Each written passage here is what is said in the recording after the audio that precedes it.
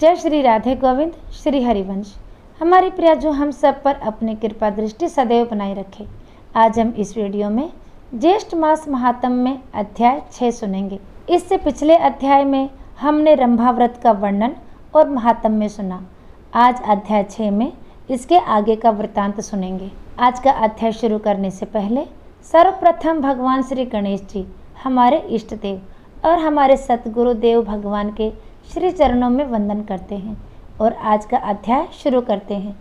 आप सब इस अध्याय को पूर्ण श्रद्धा भाव और पूर्ण भक्ति भाव से जरूर सुनिए। फिर माता पार्वती जी कहने लगी कि हे प्रभु, इस व्रत का पूर्ण फल क्या है और किसने पहले इस व्रत को किया, कृपा करके मुझे बताइए। तब भगवान शिव ने कहा, त्रेता युग के पूर्ण होने पर किसी जगह धुर्जटी नामक एक ब्राह्मण था। वह ब्राह्मणों के कुल में पूजित, धनी और अनेक बंधुओं से युक्त था, परंतु संतानहीन होने से दुखी होकर महान नियमों में स्थित होकर अनेक व्रत तथा दानों को करता था।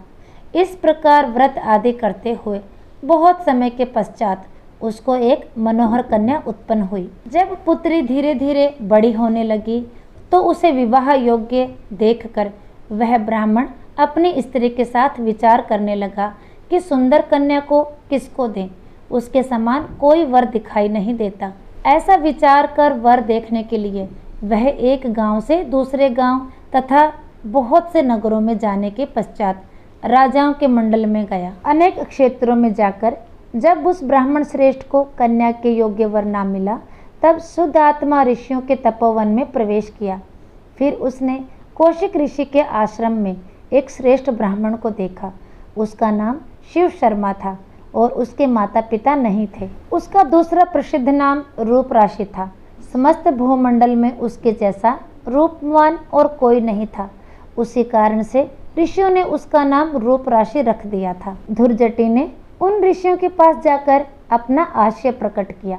ऋषियों द्वारा विवाह प्रस्ताव का अनुमोदन करने पर शिव शर्मा को साथ लेकर हर्ष से प्रफुल्लित होकर नगर को आया और समस्त बहुजनों को एकत्रित करके कन्या का विवाह शिव शर्मा के साथ कर दिया और पास ही रहने के लिए उनको घर दिया, गोधन और अनेक प्रकार की भेंट दी तथा दूसरे ब्राह्मणों को भी बहुत सी दक्षिणा दी।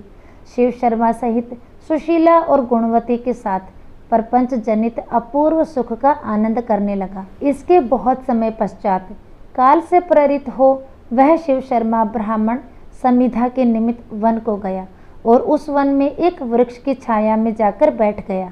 उसी समय शिव शर्मा को एक अजगर आकर निगल गया और किसी ने भी इस कार्य को नहीं देखा तथा सूर्य देव भी अस्त हो गए थे। सूर्यास्त होने के पश्चात सास ससुर और स्त्री ने सेवकों को साथ लेकर मशाल जलाकर वन के समस्त स्थानों को देखा और सारी रात्रि खोज होती रही तथा सूर्य उदय होने पर भी जब शिव शर्मा नहीं मिला तो वे निराश होकर और दुखी होकर अपने घर चले आए।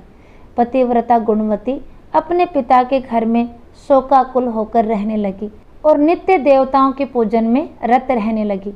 किसी दिन देवयोग से वहां पर नारद जी आ गए। गुणवती ने विधिवत नारद जी का पूजन किया और बारंबार उनको प्रणाम करने लगी। इससे प्रसन्न आत्मा नारद जी ने गुणवती को व्रत का उपदेश दिया। नारद जी कहने लगे कि हे भद्रे, तुम ज्येष्ठ मास में पवित्र रंभा व्रत को करो और विधान भक्ति स्वरूप देव का पूजन करो। हे अनघे, अनन्य मन से जीवन पर्यंत इस व्रत को करो। फिर नारद जी बोले कि तुम इस व्रत के प्रभाव से विष्णु भगवान को पति रूप में पाकर स्थायी पद को प्राप्त होगी। इस प्रकार नारद जी के उपदेश से वनवासिनी गुणवती ने कदली वन लगाया और नारद जी के कथा अनुसार समस्त कर्मों को किया और इस प्रकार बहुत समय बीत जाने पर वृद्धा अवस्था को प्राप्त हो गई तथा उसी वन में मृत्यु होने पर विमान में बैठकर स्वर्ग को गई। जन्मांतर में उस व्रत के पुण्य राशि से भगवान विष्णु की वल्लभा तुलसी हुई। विष्णु भगवान को तुलसी से अधिक और कोई वस्तु प्रिय नहीं है। हे ब्राह्मणों, इसी व्रत को भगवान शिव जी की आज्ञा से माता पार्वती जी ने किया और इसी व्रत के प्रभाव से माता पार्वती जी भगवान शिव जी को अति प्रिय हुई।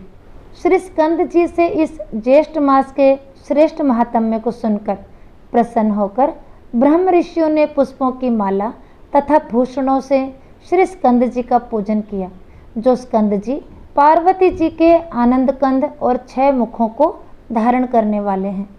इति श्री ज्येष्ठ मास महात्म्य रंभा व्रत महात्म्य वर्णन 6ठम अध्याय संपूर्ण।